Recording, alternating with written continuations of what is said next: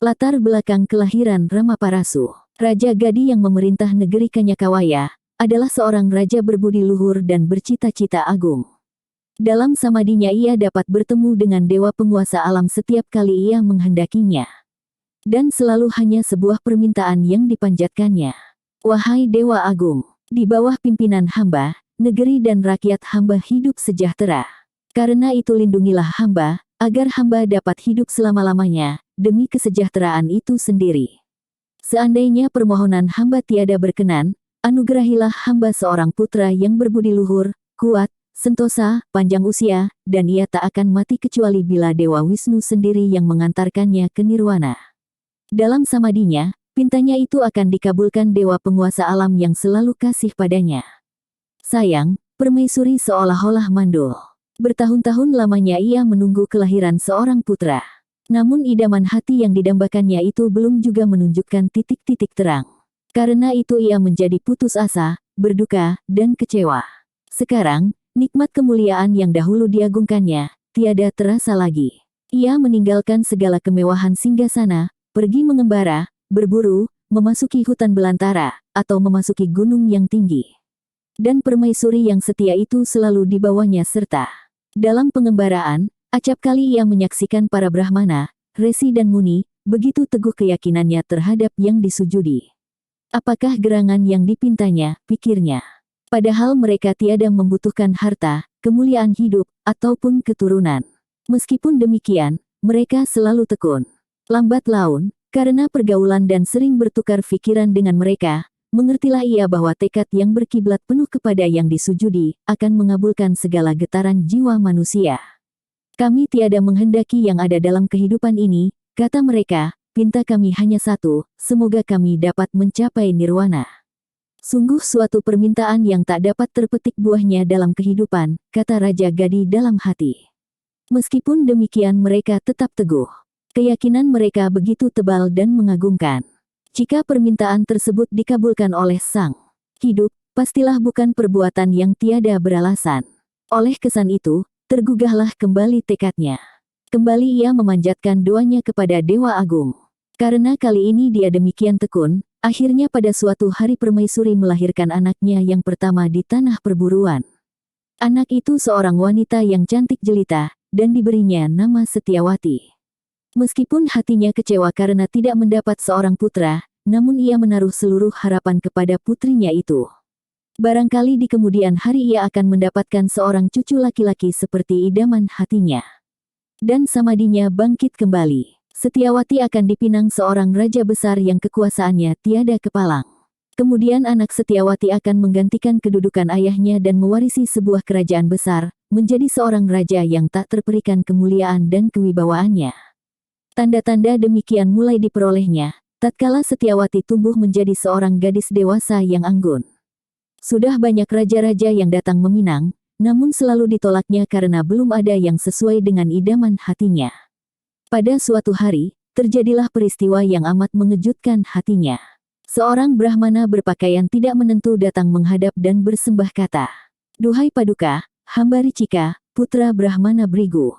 Suatu malam Dewa Waruna datang bersabda, bahwa hamba harus meminang putri Paduka, Adinda Setiawati. Hamba berharap Paduka akan berkenan, karena dialah jodoh hamba." Mendengar permohonan Ricika itu, Raja Gadi tertegun sejenak. Waraskah Brahmana ini, katanya dalam hati. Lama ia menyiasatinya dengan berdiam diri. Terasa sukar baginya untuk menolak walau dengan kata-kata yang paling baik sekalipun. Ia khawatir akan akibatnya bila ia berlaku kurang sopan dan kurang hormat. Sebaliknya apabila ia serahkan anaknya kepada Ricika yang bersahaja itu, betapa mungkin. Setelah mempertimbangkan masak-masak, akhirnya ia memutuskan, apakah benar Dewa Waruna telah datang kepada Tuan? Agak sukar kami meyakininya. Namun begitu, agar kami menaruh kepercayaan, cobalah tunjukkan kepada kami suatu bukti. Setiawati akan kami kawinkan dengan siapa saja, asalkan dengan suatu bebana. Katakanlah, apa yang menjadi bebana itu, ujar Brahmana Ricika. Bebana artinya syarat. Pertama, kami minta agar Tuan mengadakan 1000 ekor kuda berbulu merah, yang sebelah telinganya berwarna hitam. Kedua, wajah Tuan harus mengesankan keresapan yang dapat menembus hati yang melihat Tuan. Ketiga, hendaklah Tuan datang kemari, diiringi para dewa. Dan akhirnya, yang keempat, agar Dewa Waruna sendiri yang bersabda kepada kami, bahwa Tuan sesungguhnya jodoh Setiawati. Setelah mendengar syarat-syarat yang dikemukakan Raja Gadi tersebut, Brahmana Ricika cepat mengundurkan diri. Ia masuk ke hutan tempat bertemu dengan Dewa Waruna. Di sana ia mengheningkan cipta memanjatkan doa. Tak lama kemudian, dengan sekejap mata, turunlah Dewa Waruna seperti bintang yang jatuh dari langit.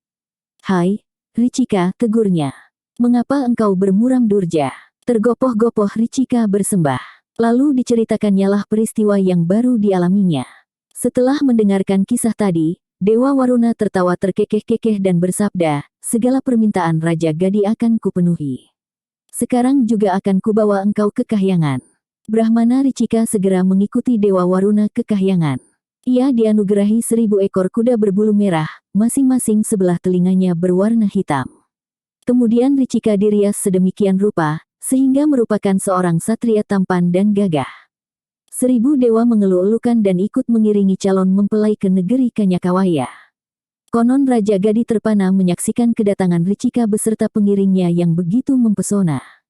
Serta merta lalu diterimalah persembahan Ricika yang disyaratkannya itu.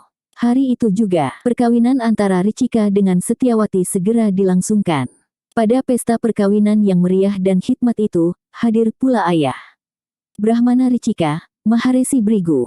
Dengan terharu, ia memberi doa restu dan berkata kepada Setiawati, "Anakku, Setiawati, dengan rasa syukur dan ketulusan hati, akan kululuskan semua permintaanmu. Katakanlah kepadaku, apa yang kau pinta sebagai hadiah perkawinanmu ini." Setiawati sangat terharu mendengar ucapan Maharesi Brigu itu. Sambil bersembah ia berkata, "Telah lama ayahanda mendambakan seorang putra. Oleh karena itu kabulkanlah idaman hati beliau, agar ibunda melahirkan seorang anak laki-laki yang berwatak satria penuh kejantanan. Demikian pula hendaknya Ananda melahirkan seorang putra yang berwatak Brahmana, seperti ayahnya." Mendengar permohonan Setiawati dengan bangga Maharesi Brigu memeluk anak menantunya itu, dan berkata, "Itulah cita-cita seorang ibu sejati. Suatu tanda, engkau berhati mulia, anakku. Atas nama Dewa Agung, engkau dan ibumu, masing-masing akan melahirkan seorang putra yang kalian dambakan." Maharesi Brigu memberikan 2 buah tempurung berisi nasi dan ramuan-ramuan untuk dimakan, dan 2 buah tempurung berisi susu untuk diminum. Kemudian Maharesi itu berkata, "Apabila kalian bercinta, hendaklah mensucikan diri sesudahnya. Di belakang pertamanan istana, terdapat 2 batang pohon pala. Peluklah pohon itu. Nanti kalian akan melahirkan seorang anak laki-laki yang akan menjadi bunga bangsa dan cahaya dunia. Tetapi hendaknya kau ingat benar, agar kalian tidak salah pilih." Demikianlah, setelah upacara perkawinan selesai, sekalian dewa kembali ke kahyangan. Maharesi Brigu kembali pula ke pertapaannya. Di senja hari, Setiawati segera mengabarkan anugerah Maharesi Brigu kepada ayah bundanya. Oleh rasa gembira yang meluap-luap, serta terdorong nafsu ingin cepat terkabul, ia hilaf akan pesan Maharesi Brigu. Tempurung nasi dan tempurung susu yang seharusnya diperuntukkan bagi dirinya, diserahkan kepada ibunya. Demikian pula, halnya tatkala mereka memeluk pohon pala. Maharesi Brigu yang bermata dewa segera mengetahui kekeliruan itu, lalu datang menegur Setiawati. "Ah, anakku, mengapa keadaan jadi sebaliknya? Kalian telah mempertukarkan apa yang seharusnya kalian miliki. Karena itu anakmu akan berwatak satria, sedang ibumu akan melahirkan seorang anak yang berwatak Brahmana." Setiawati terkejut mendengar keterangan itu.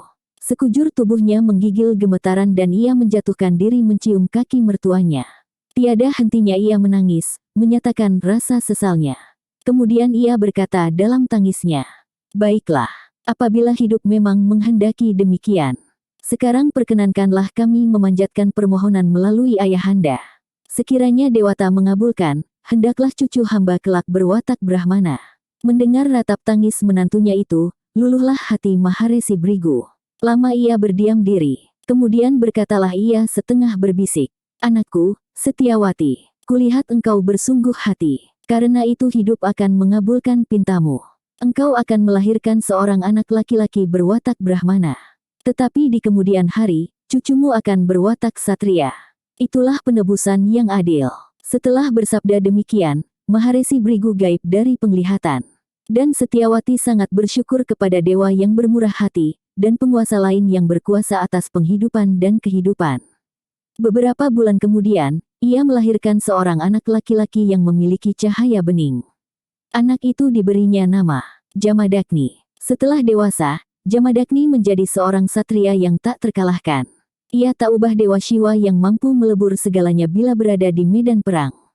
Itulah sebabnya ia ditakuti, disegani, dan dihormati sekalian raja. Meskipun demikian, tiada tanda-tanda ia berhati sombong atau kejam. Pada saat-saat senggang, ia menekuni kitab-kitab suci, atau pergi ke hutan mendengarkan petuah-petuah para resi, brahmana, dan muni. Hal itu menyebabkan Setiawati merasa lebih bersyukur lagi, karena anaknya berwatak brahmana seperti yang diidamkannya. Tatkala hendak naik tahta, Jamadagni meminang Renuka, putri Raja Prasnajit. Renuka seorang putri cantik jelita tiada taraf. Para pujangga melukiskan kecantikannya tak ubah sasadara atau rembulan. Banyak raja-raja yang berhasrat menyuntingnya, namun pinangan Jamadagni jua yang berkenan di hati sang putri. Akhirnya mereka kawin dan bersama-sama mengendalikan kerajaan berdasarkan cinta kasih, sehingga Jamadagni terkenal sebagai seorang raja Brahmana. Suatu saat, kira-kira telah setengah usia, Jamadagni mengambil keputusan hendak hidup bertapa. Maksud itu disampaikannya kepada mertua dan ayahnya. Tekad dan alasannya sangat teguh, sehingga kedua raja itu pun meluluskan kehendaknya. Maka pergilah dia meninggalkan kemewahan dan kemuliaan bersama istrinya tercinta, Renuka. Di dalam hutan, Jamadagni segera membangun sebuah pertapaan yang indah, melengkapinya dengan pertamanan bunga dan pemandian alam pula. Maksudnya sebagai tempat hiburan bagi istrinya yang setia menemaninya. Tetapi, sesungguhnya Renuka tiada mempedulikan keindahan dan kesenangan semacam itu. Katanya pada suatu kali, "Junjunganku, sebenarnya tak perlu Paduka membangun semua ini demi kesenangan hamba. Bagi hamba, sudah merupakan suatu karunia tak terperikan, karena diperkenankan ikut serta melakukan dharma sebagai layaknya seorang istri." Terharu Jamadagni mendengar kata-kata Renuka. Jelaslah sudah, bahwa cinta kasih dan kesetiaan Renuka membersih tulus dari dasar hatinya. Kini hatinya tak perlu merasa bimbang lagi. Keduanya sudah bersatu padu, seya sekata baik dalam perbuatan maupun pernyataan rasa. Dari perkawinannya yang penuh kebahagiaan itu, mereka dikaruniai 5 orang putra, semuanya laki-laki. Yang bungsu bernama Jamadagni Putra, atau Ramaparasu karena sejak kanak-kanak senang bersenjatakan kapak.